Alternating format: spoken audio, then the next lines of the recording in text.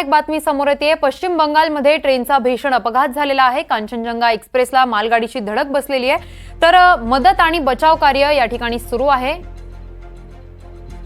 New Jalpaiguri जवळील रंगपानी स्थानकाजवळील ही घटना आहे। तर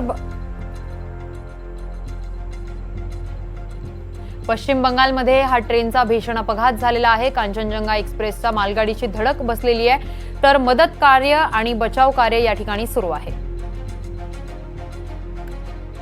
या संदर्भात अधिकची माहिती देण्यासाठी आमचे प्रतिनिधी महेश बागल आपल्यासोबत जोडले गेले आहेत। महेश, पश्चिम बंगालमध्ये ट्रेनचा भीषण अपघात झाल्याची बातमी समोर आलेली आहे, काय अधिकची माहिती आहे, नेमकं काय घडलंय?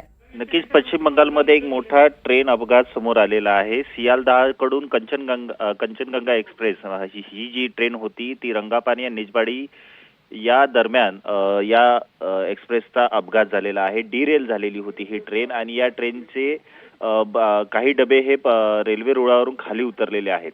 अशातच घडलं असं की मागून येणाऱ्या एका मालगाडी डब्याने सुद्धा इंजिनने या डिरेल झालेल्या डब्यांना धडक दिली आहे। त्यामुळे एकंदरीत या मार्गावरील वाहतूक ही आता विस्कळीत झालेली आहे। सूत्रांकडून मिळालेल्या माहितीनुसार हा अपघात मोठा आहे, मात्र या अपघातामध्ये किती जण जखमी आहेत किंवा काही जीवितहानी झाली आहे का याची अधिकृत माहिती रेल्वेकडून अद्याप देण्यात आलेली नाहीये। घटनास्थळी रेल्वेचे अधिकारी, मदत करणारे बचाव पथक सुद्धा दाखल झालेलं आहे आणि यामध्ये जे कोणी अपघातात जखमी झालेले आहेत त्यांना रेस्क्यू करण्याचं काम सुरू करण्यात आलेलं आहे।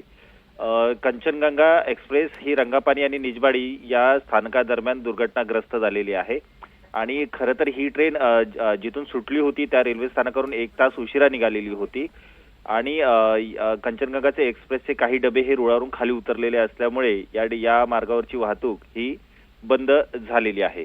एकंदरीत आता काही वेळातच आपल्याला कळेल की नक्की हा जो अपघात आहे या अपघातामध्ये कशा प्रकारचं नुकसान झालेलं आहे। अगदीच महेश, या घटनेमध्ये या भीषण अपघातात किती जण जखमी झाल्याचं वृत्त काही समजलेलं आहे का?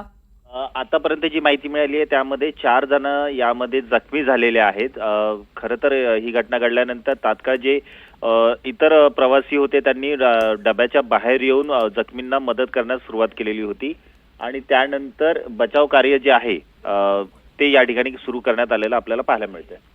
अगदीच धन्यवाद महेश, तुम्ही दिलेल्या सविस्तर माहितीसाठी।